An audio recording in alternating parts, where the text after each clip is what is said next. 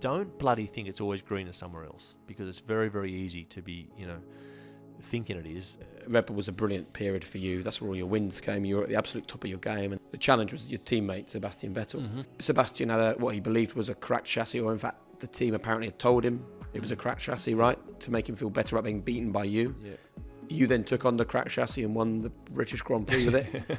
What were the mental tools that you came up with to deal with this? Yeah.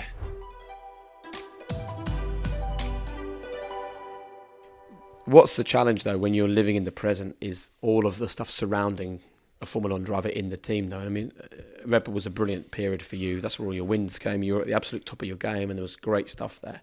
The challenge was your teammate, Sebastian Vettel. Can you take us inside what it's like to be in the same team? Everyone's pulling in the same direction, but you are absolutely the most direct competitor of the person who's in the team alongside you, and just how you deal with that, because it's the weirdest thing. It's kind of almost unique to Formula 1, isn't it?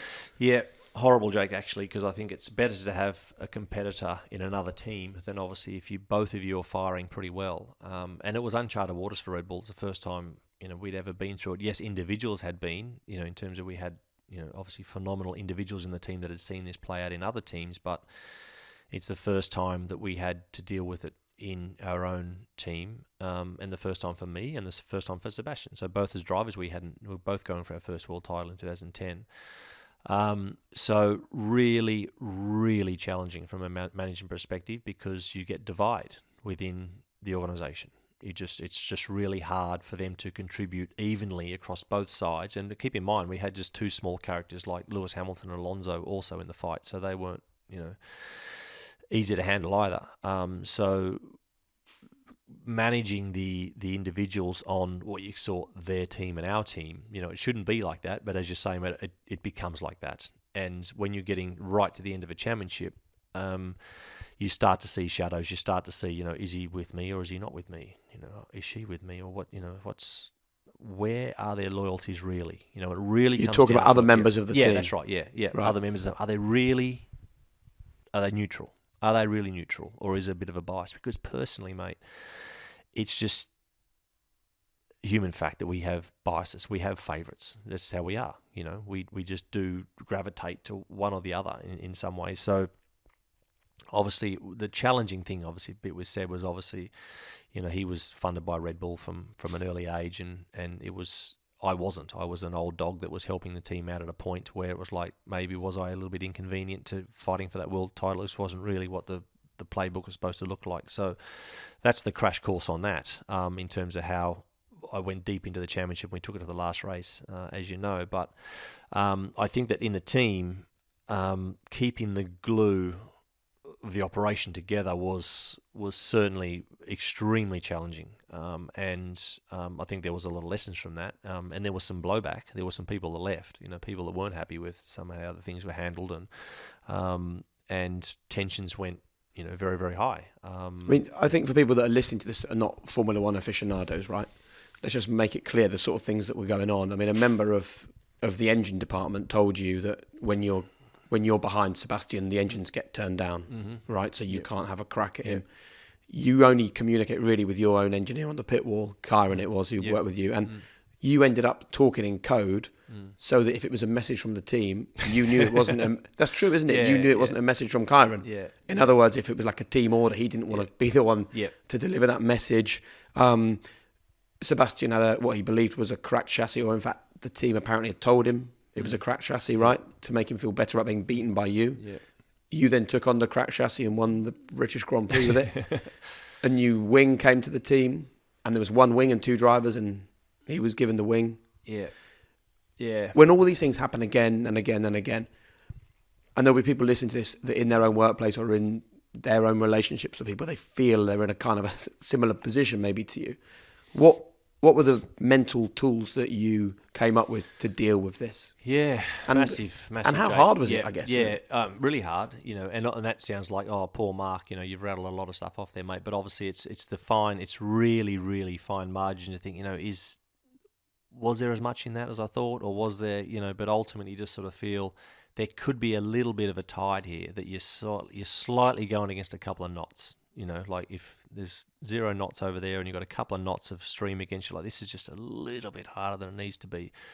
And mate, like I said, I didn't have the most talent in the world, but I feel that there was parts of that, those things that you mentioned, like every now and again I just thought, is that really correct? I'm not So quite you're sure having self-doubt then as well. Yeah, you're just like, and then that's energy, because you're just like, you have to do a bit of admin in the background and sort of, mop up a bit of stuff and say, is this right? Is this how it is? And, so that's challenging. What mental tools do you use? I think that,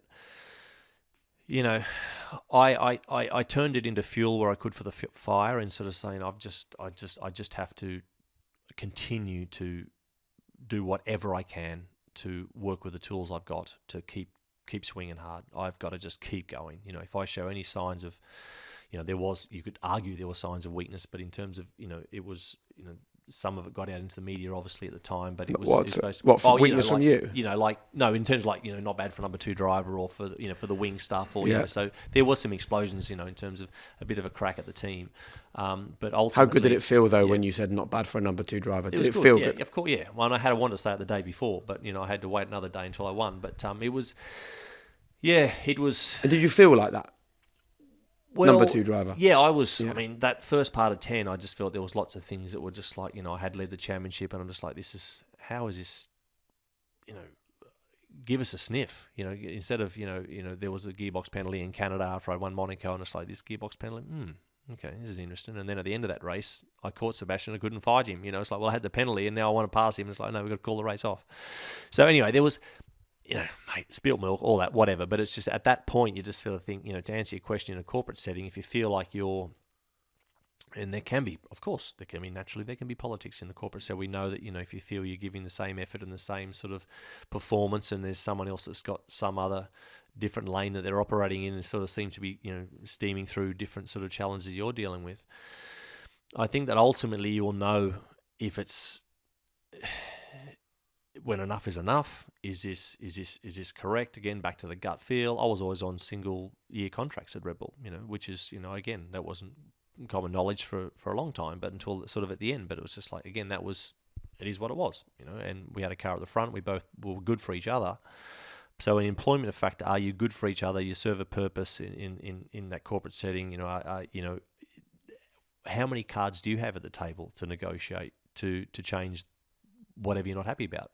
What can you do to influence to make yourself a little bit happy, to perform better in that role? Now, is it financial? Is it,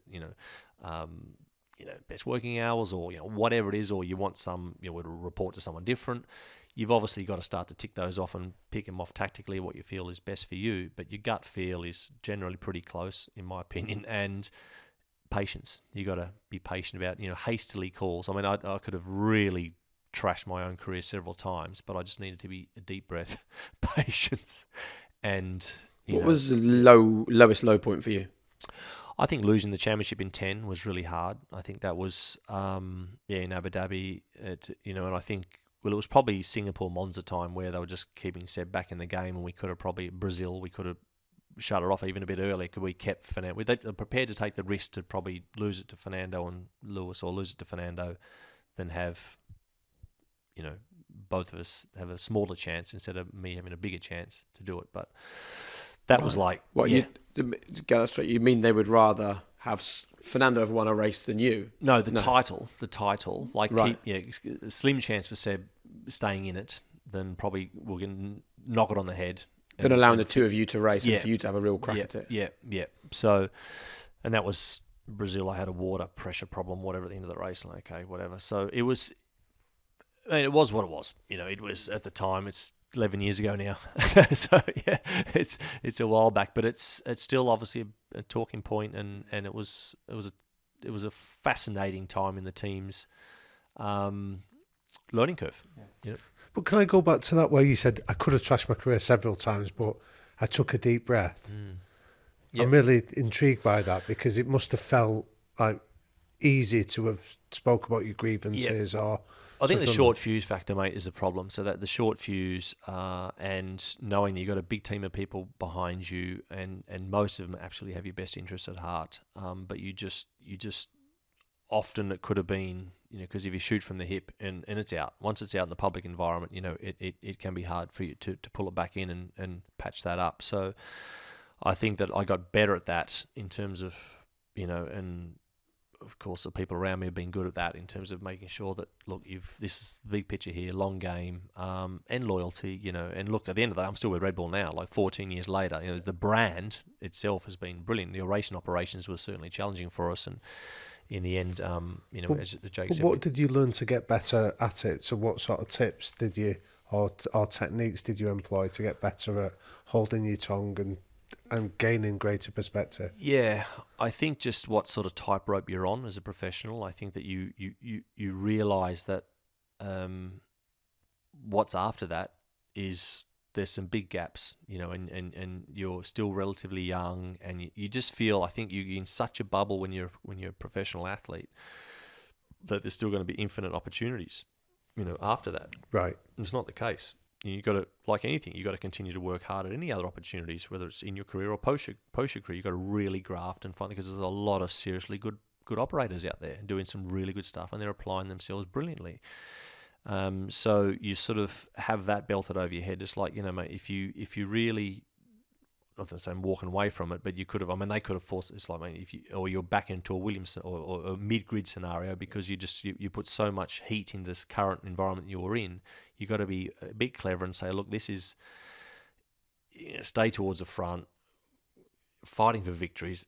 Ultimately, the team environment is still something that I enjoyed. It was still, we had our flash points, but it was still something you like, be careful what you wish for, because, don't bloody think it's always greener somewhere else, because it's very, very easy to be, thinking it is, and you arrive at this new destination. It's like, well, that house looks a bit different. It looks nice on the outside, but there's freaking no furniture. There was a brilliant moment where you wrote a letter to the team, didn't you? It depends. Brilliant for who? All right, interesting. A fascinating moment. Yeah. How was that received? Very good from Dietrich, but horrible at Milton Keynes. Yeah. So then why would that be though? Because obviously it wasn't a public letter. It wasn't shared with 400 members of staff. Yeah. It was just given directly to the people, where it almost felt like that was to the you. boss, one guy. So straight to one boss, person. Yeah, to the boss who paid my bills. Yeah. Why would that be badly received? Do you know what I mean by that, Damien? Because it's like all you want is honesty, and you want accountability, and you want openness, and you want truth from the people you employ. Yeah. I can totally understand if it was you'd held it up in the pit lane and said, "Hey, World's Media, come and listen to this letter." Wasn't an open letter. I can get that. Yeah. But there were private letter to be badly received is it's interesting, isn't it? Yeah, I just think it probably put a bit of heat on people, that were operationally, sort of running the team at the time, and just Dietrich wanted answers. Well, I wanted answers, So what was the context of the letter? It was just some of the operations of how I suppose the team was run at the time, and there was some challenging moments again within inter-team rivalry, and I just took it upon myself to write a letter to Dietrich, who's obviously the boss of all of us. He is the boss, and there was one letter that went to Austria, and he of course filtered it back down into senior management, and they felt undermined maybe that you'd gone right to the top. Yep, probably. Well, yeah. And I'd also played those cards earlier and probably didn't get the answer that I wanted, so I obviously went to the main man. And what were you wanting to achieve there? I suppose, mate, I just wanted to have him understand. Like, it made me feel better that, like, is this can you get better answers than I can? Like, is that possible? Is there other agendas here? I just need more answers around certain topics, and he did as well in some ways, because obviously, there was, because people listening to this, well, hang on, he's the boss, he should be across everything. This is a guy that's across, Red Bull's a big organisation, and the racing component was yes, a huge facet of the business, but it was one facet, and he's not day to day inside the team. It's obviously other people, running that. So he was just bringing them into question to say, do we need to understand this a bit more? So, and that didn't go down well, obviously, with senior management whatsoever.